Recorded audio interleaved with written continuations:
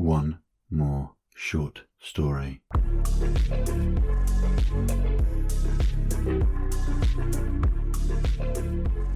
Hello and welcome to episode 11 of One More Short Story with me, Chris Fulwell, showcasing the wonderful short fiction from the world of Writing Battle. If you're not familiar with Writing Battle, I don't believe you. How can anyone not be familiar with Writing Battle? In this week's episode, we focus on the stories which would come out of the Ranger class. Now, that's sort of more action and adventure type stories, and letting the reader or the listener's brain fill in the gaps with the details of the action. We've got 4 very good, very different examples of action being written here in these 4 stories. If you are someone who finds it helpful to check out the content warnings, then the links to all 4 of these stories will be on the podcast description. You can click on those, go to the Writing Battle website and have a look at the story itself, or just at the top of the story there will be the content warnings, if that's something that is going to help you. First up, we've got a swashbuckler story from the Tempest Owl battle, so the first battle of 2026. It's by Murphy Blue. It's From Zero to Hero and Back Again. It's a fun story. I've really enjoyed this. I am lucky enough that I get to read this one. And I hope the fantasists among you will enjoy what Murphy's done here. The prompts were the swashbuckler genre, naive student, and spear. So I will get out of my own way. And here we go. This is From Zero to Hero and Back Again by Murphy Blue. Maximilian Lame sighed as he signed his name on the sheet for the archaeology exhibit. Some potentially easy extra credit to give his grade a not-needed boost. Max Lame. That's all he had ever been, no matter how much he tried to be cool. Trendy clothes and a fresh haircut couldn't hide his thin, reedy frame, his excellent grades, and his love of close-up magic. He liked to imagine that his interest in magic had helped in his transition to being practically invisible, which was far superior to being bullied. His college had really splurged on acquiring the exhibit, so getting free student labour was integral in the setup. Max struggled to focus as the curator droned on. "Are required when handling the items from the Aztec. Some pieces may have residue." Max's gaze slid over to a perky blonde as the curator continued on about hallucinations and poisoning or something. Max found it hard to concentrate on that when Ruby was giggling at her phone. She was assigned to the Animal Kingdom part of the exhibit, and Max went through some mental gymnastics to figure out how to get switched out of ancient civilizations and put in a group with his lifelong crush. "Mr. Lame," his professor snapped, and gestured toward the dwindling crowd as students moved towards their designated locations. Mid-flip, Max's brain crashed to a halt, and he stood blankly before his feet started blindly following the flow of his peers. As he approached the boxes containing the ancient civilization's antiquities, he tripped, stumbling into a student carefully holding a long, ornate spear. As the spear clattered to the ground out of the student's gloved hands, Max snatched it up, awkwardly handing it back with a mumbled apology. As the various exhibits were set up, Max tried to ignore his palm, which had started to tingle. He saw wolves go up in the Animal Kingdom exhibit, Ruby's blonde hair swaying as she tucked bits of vegetation around the animals. He spent way too long polishing the suits of armour as he watched her. Mummies were set up around ancient Egyptian tools and urns, and buccaneers were propped on the set of a pirate ship. Waves lapped gently against the wood. the ocean blue water tinged with gleaming sunlight. Wait. Where did that water come from? Max rubbed his eyes, pressing his palms into his sockets. As he blinked the stars away, he saw the waves getting more aggressive, cresting white as they splashed against the hull. Seagulls screamed in the distance, and a warm, salty breeze blew past his face. A steady knock of peg leg on wood drew his gaze, and he peered up at the pirate that was suddenly looking down on him. "What do we have here?" Too stunned to reply, Max's attention was drawn by the howl of wolves. He spun around, snatching a sword that was lying on a table beside him, and sprinted toward the neighbouring exhibit. The wolves were slinking toward Ruby, who was humming to herself as she arranged vegetation, seemingly unaware of the acute danger behind her. "Begone, foul beasts!" Max roared as he launched himself through the air, sliding over the top of a table and tucking into a roll that put him perfectly between the snarling wolves and his damsel in distress. The sword whipped through the air as he swung at the first wolf, the blade cutting a bloodless slash into its hide. Ruby turned in what felt like slow motion to his adrenaline-flooded system. By the time the scream had left her throat, he had stabbed past her, impaling a second wolf that had leapt toward her, fangs bared. He landed and sent the last wolf flying with a spin kick. The wolf smashed into a table of priceless ceramics, clattering stiffly to the ground in a rain of broken pottery. Max pulled the sword free with a flourish, just in time to dodge a sweeping longsword as a suit of armour creaked next to him. "After all that time we spent together, you didn't take a shine to me?" Max taunted as he parried the next swing with ease. The suit of armour was huge, but slow and clumsy, and Max danced around it before leaping onto a cabinet. With an athleticism and confidence he had never displayed before, Max dove over the armour, spinning in mid-air to slide his sword under the helmet and twist, beheading the knight. The helmet soared through the air straight at poor Ruby, who, still moving in slow motion, failed to move out of the way. The helmet met her skull with a loud thonk, and she fell to the ground. Max dashed to her side, but a shuffling noise drew his attention as a linen-wrapped hand grabbed his arm. A second mummy joined the first, latching on as Max struggled to reach his fallen love. "Avast, matey!" A cutlass swept down from above as the pirate cut Max free from the treacherous grasp of the mummies. "I'll take on these landlubbers whilst ye go check on yonder beauty." Bits of mummy drifted to the floor as the blade danced back and forth. Max ran to Ruby's side, gently cradling her in his arms. As her eyes fluttered open, he pressed his lips to hers in a passionate kiss. A swift slap in the face disoriented him for just a moment, and as he blinked back the sting, he saw Ruby crawling away amidst the wreckage of the exhibit. Looking down in horror, he realized he was holding a sword, and dropped it like it bit him. As the throng of angry professors and students closed in, all he could do was look awkwardly at his shoes and mumble an apology.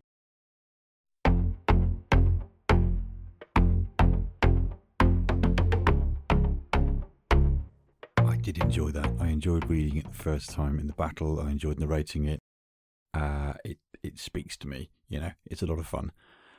And also, as this episode is the action and adventure Ranger episode, I did really like how Murphy Blue had laid out some of the action about Max jumping here, rolling there, decapitating suits of armour, and then accidentally smacking his crush in the face with the head of a suit of armour. Very funny stuff, and I would not want to be in Max's shoes come the end of that morning. Bless him. That story came incredibly close to getting to the final showdown. It had 5 wins and 3 losses in the house stage, which wasn't quite enough to get there, but I can reassure Murphy, if you're listening, that you did much, much better than my story did. That only picked up 2 wins and 3 losses, so you absolutely trounced me in your genre there, so well done. Our second story today is going back a bit to the summer 2024 nanofiction competition. So just a little 250-word one here from the jailbreak genre. It's by Timothy Hayes. It is Cell Portrait with Plant and Riot. The jailbreak genre, some stories very literal jailbreaks, some less so.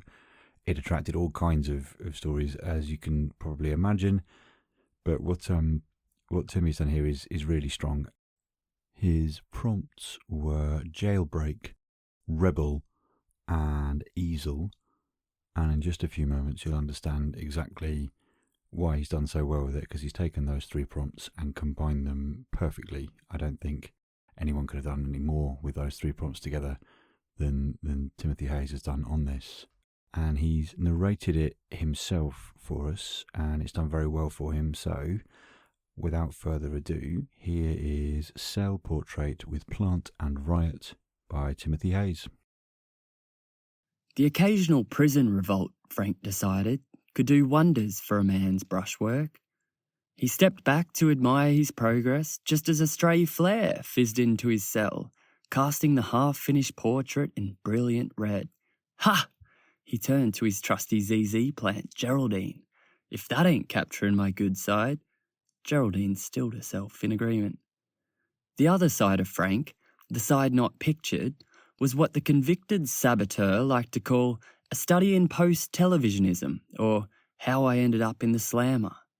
It involved a set of high-grade bolt cutters, heavily barbed fences, and a belief that TV and media companies, and probably soon this World Wide Web thing, were some insidious creature intent on devouring human attention. But Frank needn't worry about that anymore. Outside, the cell block commotion was delivering a resounding performance. Already there'd been wailing alarms, desperate calls for calm over speakers, and the special flavour brouhaha that came with correctional uprisings. Now it threw in a thunderous explosion for good measure. Frank started with a flailing brush hand, offered Geraldine a sheepish grin. A moment later, a wiry inmate came bundling in. "Frankie!" He inspected the painting. "Ooh, that's coming up smart. You don't think Geraldine could use a touch more?" Another explosion rattled the cell block. "Nah, listen, Frankie. Everyone's busting out. You in?" Frank glanced at the portrait sitting half-finished on its easel, then at Geraldine. The plant remained potted in place, calm, grounded, present. "You know," Frank beamed, "I think I'm all right here."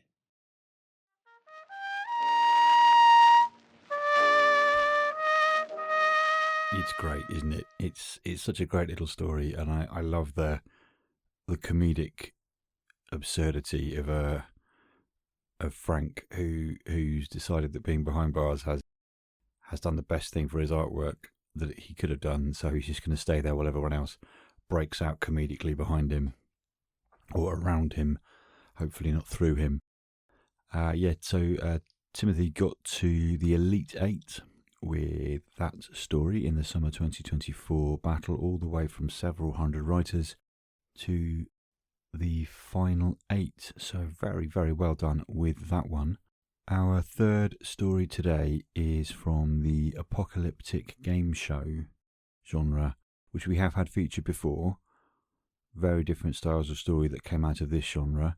It's by Louise Walton. 2 Australians back to back. 2 Australian writers back to back. I did not think this through. This could be the start of a revolution. But I think you'll agree once you've heard this that Louise's story absolutely needed to feature on this. It's called Twice Lucky, and her prompts were apocalyptic game show, maze, and organ donor. It is narrated for us by Rachel Baxter, who is not Australian. When I was chatting to Louise about this story, she suggested it ideally would have a sort of London or near London voice for the narrator, and Rachel's done a terrific job with that, so I'm I'm very glad Rachel stepped up to do that for us. I'm sure she'll be narrating more things for us in the future. So, without further ado, here is Twice Lucky by Louise Walton, narrated by Rachel Baxter. We'll get paired, yeah, we're lucky. I grip Jakey in the queasy floodlit clamour. 98 other luckies crowd at the labyrinth start gate. We're lucky because the virus buggered the world's hearts and spared ours. Second-hand smoke helped, apparently. Dad's only parenting win. All other hearts grew black tumours. The stadium speakers echo. Lucky once, can they be twice lucky? Please welcome our heart harvest heroes, giving the world hope again. Heroes, I spit. We're walking organs. Harvesting hearts was illegal once. Crims got dads. Now the black-hearted rich get ours scot-free. In gratitude, the team who escapes first, racer and guide, will be named Twice Lucky, keeping their hearts. Jake's racing, I'm guiding. Do what I say. Precise, yeah, Bubs? Always so bossy. I'm tougher than you now, Bubs. Jake grins, canines still growing in, but his teary eyes whisper something else. You probably won't be my guide, Debs. I know. He knows. Teams are random. My baby brother's saying goodbye. My damn throat doesn't work. New guide might actually have a sense of direction. Arshat, I thump his chest, swallowing a sob. Make me proud, yeah? He squeezes my hand. He's strong now. Thanks, Debs, for everything. I'm yanked upstairs with the other guides. Control room packed. Here's your racer. An organiser presents my headset and screen. Not Jake. I wildly scan other screens. He's 2 monitors down. So close. I nudge his teenage guide. Can we swap? He eyes my screen. Nah, my lad's fit. My heart sputters, like it knows what's coming. Jakey'll be on his own. He's ready, but I've guided or shoved him forever, even before Dad died. Not stopping yet. Jakey needs his heart, even if I lose mine. I study my racer, Racer 41. She's skinny, maybe 10. Hey, 41. Hi, her voice trembles. I'm fast, but they'll trip me. Jake's behind her. She could help him, a communication line. He'll protect you. Yeah, the ugly ginger one. Tell him Deb's your guide. She turns, tugging Jake. His head perks up, shoulders relaxing. Then he middle fingers me through her camera, grinning. Guess I raised that bonehead. Ready? Remember, leg contact only. Those hearts are precious. Start gates grind open. On your marks, go. They're off like lab rats. My teammate sticks to Jake, who pulls her ahead, kicking ankles. Lucky's topple. I taught him well. Right turn ahead, I say. My racer tells Jake. Jake's yell reaches my earphones. My guy says left. 41, tell him that daft wankers never cut through the East End. Go right. They do. Go left, dodge right, trip right, left right. Their feet slap the rhythm of my thudding heart. I track Jake through 41's cam like a mother lioness. Someone's ahead, but there, the exit glows. Run, arshat, run! Jake fly kicks the dipstick's knee. I whoop. Go, go, you're safe. Safe. My throat lump returns. I love you, Bubs. My racer's behind, Mike barely catching Jakey's wobbly boy-man voice. Not baby anymore, Debs, but raised me right. He stops, arched exit looming. My teammate's near. No, Jakey, no. Make me proud, yeah?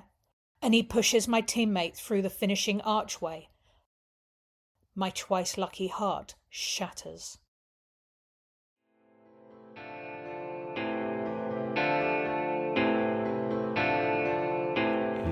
It's a real kick in the heart, that one, isn't it? It's an excellent story. You can see why I'd want to pick it for any episode, really. But in particular, the action and adventure stylings of this episode, with these poor exploited competitors running around, tripping each other over, trying to save their hearts from harvesting. It's a horrifying concept. If this wasn't a story you were aware of before, it won't surprise you to know it was very successful. In fact, it won the entire thing. So, huge congratulations, Louise, from One More Short Story. You absolutely deserve to succeed with Twice Lucky. Right, our final story today is Florida Man Rescues Chihuahua from Bridge Explosion Using Peanut Butter. Yes, those are the words that I said in that order. It's by Ryan Paige. Now, you'll remember Ryan from narrating something a few episodes back. He and his wife, Aura, have an audio production company called Paige Vox. The quality is extremely high in terms of what they do. And this being Ryan's own story, when I reached out to him a while back about this, he said that he would really like to do this as a kind of fully cast, almost audio drama, audio book. It's quite something. He and his wife and the other cast members they've got involved do a truly superb job. Cannot recommend Paige Vox enough. So check them out, check out their work. I think his link's on his Writing Battle profile. I will say no more because, believe me, I do not have to. This is Florida Man Rescues Chihuahua from Bridge Explosion Using Peanut Butter by Ryan Paige.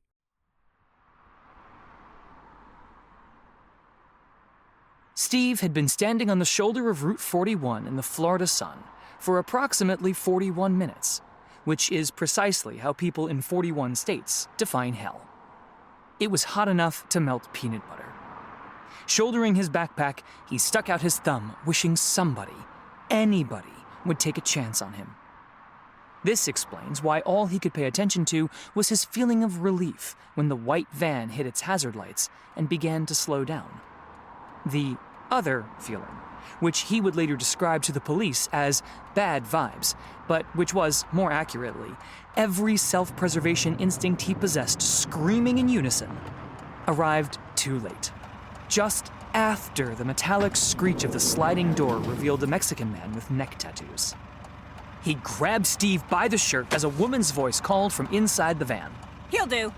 Steve's feet left the ground. Okay. So, not anybody.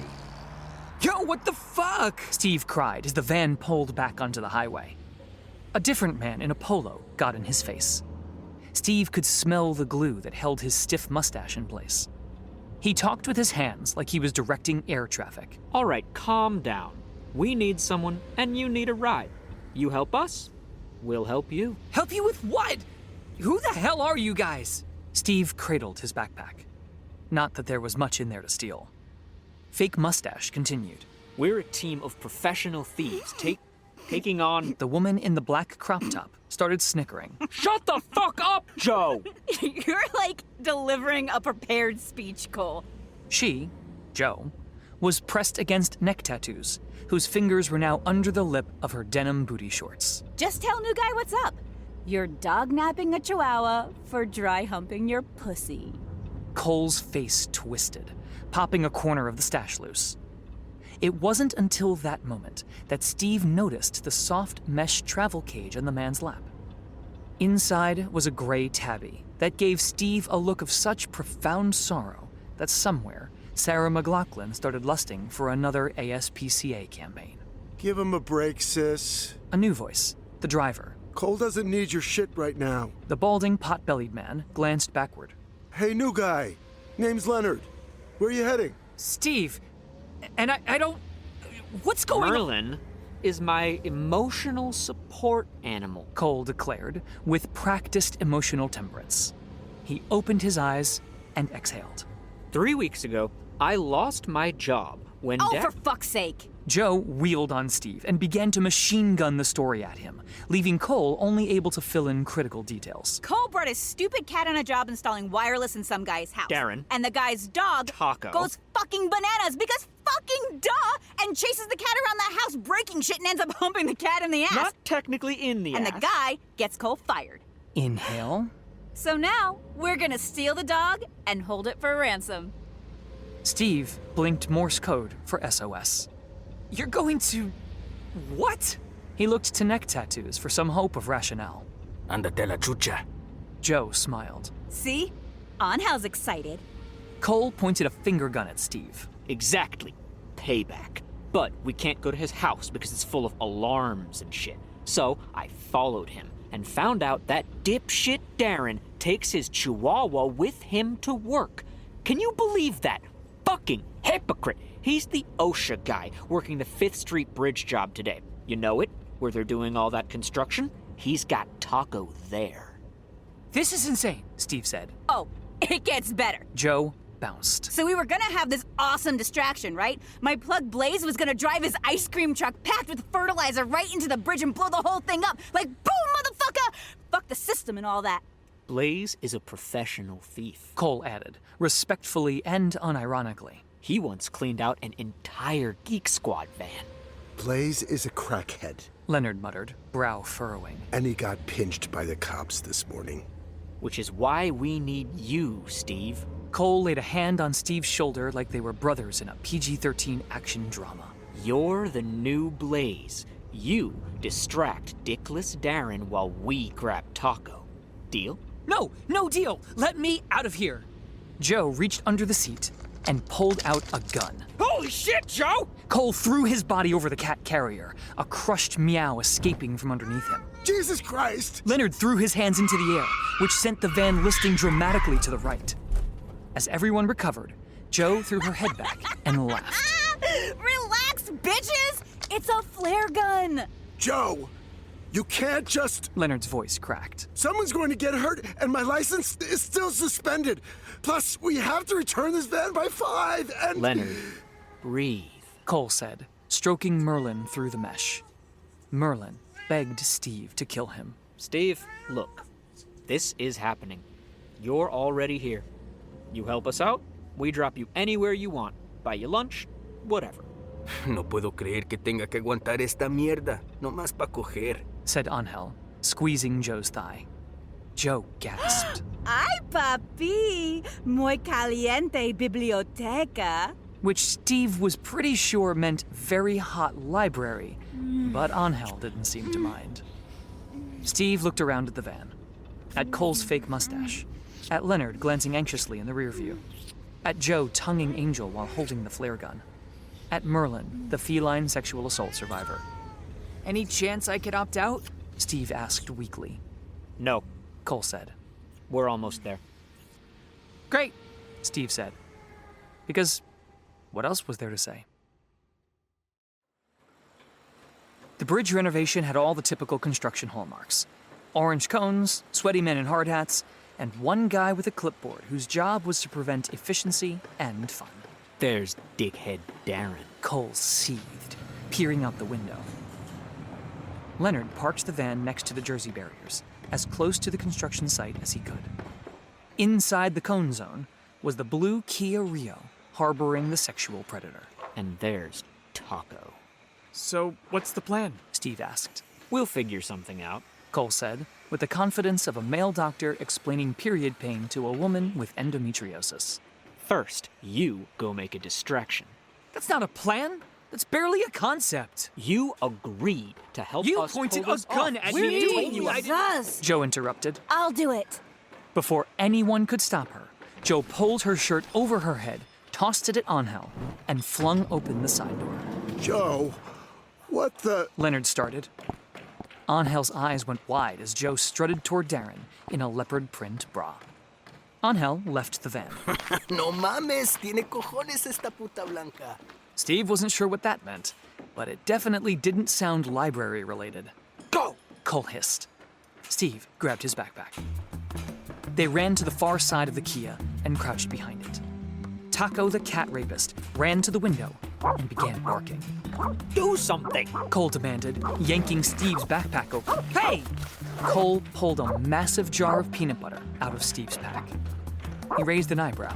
Dude? Steve shrugged. I like peanut butter. The jar had been sitting in the Florida sun so long, it was basically soup. Cole unscrewed the lid and held it near the window. Taco's barking stopped. He began pawing frantically at the glass. Meanwhile, Jo had her hands all over the OSHA officer. Miss, please, I'm working. Angel stormed up to them. Dumbass Darren had the nerve to look relieved. Sir, can you help? Angel punched him in the jaw. Darren crumpled. Some of the construction workers were staring. Angel explained. Este cabrón estaba coqueteando con mi chica. The hard hats nodded. Fair enough. Only do-gooders like OSHA guys anyway. Jo fished keys from Darren's pocket. Cole! She tossed them over. Angel started dragging a very turned-on Jo back to the van. Wow. The Rio opened, and Taco dove voraciously into the peanut butter, covering himself like a pig in mud. Steve grabbed the peanut butter-covered dog. Cole grabbed the Jif. They booked it. As they all tumbled back in the van, Leonard turned the key. That was too easy. Go, go, go! Cole ordered as he jumped in. Steve followed, cradling the peanut butter-covered loot. The engine came to life just as Angel started screaming. ¿Qué chingados? No, crema de cacahuate, no, soy alérgico. What's he saying? Cole asked. He's excited! We got the dog! Jo shouted back. Angel threw open the side door as Leonard accelerated. That's when the Ford F-150 hit them. The impact pinned the van against the concrete barrier. The driver, a vigilante construction worker who had witnessed the assault on Darren, revved his engine.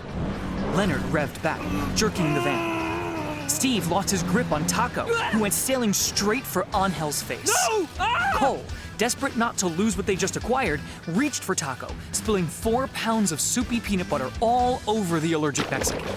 Jo slipped in the condiment, falling on Merlin's cat carrier, which popped open. Taco decided that he wanted to upgrade his criminal record to serial cat rapist and made a beeline for Merlin. Angel grabbed at his throat, which was closing. Bastard! Are you getting high without me? Jo accused. He's not high, he's dying! Steve yelled and started digging frantically through his backpack. Leonard was spinning the tires, trying to break free from the do-gooder. Darren was waking up. Sirens wailed and blue lights flashed. 2 cop cars squealed into the scene as a pair of policemen got out of their cars yelling. Everybody, stand down. From her place on the floor, Jo grabbed the flare gun. She climbed across Leonard's lap, thrust her torso out the driver's window, and aimed the flare gun at the police. You stand down, pigs! The cops ducked behind their doors and drew real guns. Steve found what he was looking for in his pack. I've got an EpiPen! Then, they all heard it, and time stood still. Mr. Softy's cheerful jingle, warped by the Doppler effect. That can't be. Cole started. A baby blue ice cream truck loaded with 360 pounds of fertilizer and reeking of gasoline came barreling down the closed road at 87 miles an hour. Fuck the system, motherfuckers! Shouted Blaze, hanging out the open driver's door, eyes bloodshot, handcuffs still on. Look out! The cops dove for cover as the fertilizer bomb on wheels crashed through the police cars heading straight for the bridge and the pinned rental van. The ice cream truck banked left, hit the curb, and became airborne. In the next 4.2 seconds, a great many things happened. The construction crew scattered. Darren ran for his life. Holy shit! Blaze launched himself from the truck into a hedge, breaking 21 bones in all 4 of his limbs. Steve stabbed the EpiPen into Angel's thigh. Taco stabbed his dick into Merlin's ass. Angel breathed deeply. The vigilante threw his F-150 into reverse. Leonard's tires finally caught, and the van went into a spin. Cole kicked Taco across the van into Steve.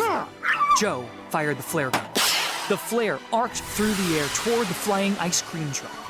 Steve caught the flying peanut butter-covered dog and fell out the open door. The flare hit the truck. The truck hit the Rio. The Rio hit the bridge. The explosion could probably be seen from space.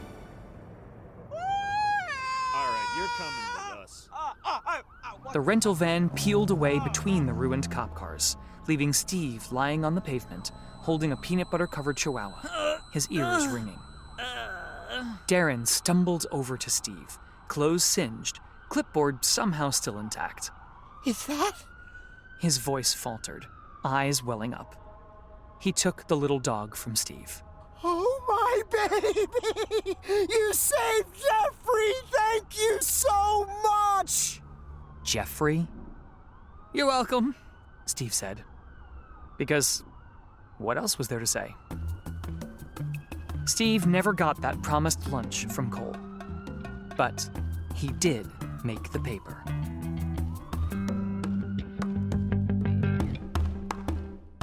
And there we are. I don't have anything else to say about that fantastic piece of audio production. It's glorious, and it's not just, well written and well produced. It's bonkers in the best possible way. Absolutely bonkers. It's done to a really, really high standard.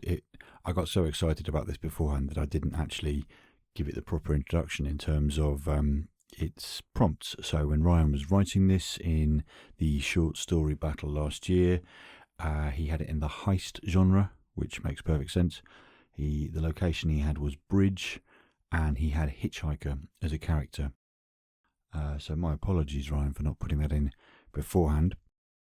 In the peer judging element of this battle for this story, Ryan picked up 5 wins and 5 losses, so he didn't quite get the votes he needed to get out of the house stage, but a great many people enjoyed it both in the judging stages and in debrief when it was shared with everyone. I picked up a lot of love on the forum and in debrief, and it's, well, you heard it yourself. It's glorious. It's quite something. Yeah, I'm going to go back and listen to it again after this. I think I just enjoyed it so much. Absolutely bonkers. Right. 4 really, really good stories with action and or adventure within them on the Ranger class, the writing battle. Thank you for joining us on episode 11 of One More Short Story with me, Chris Fulwell. We'll see you next time.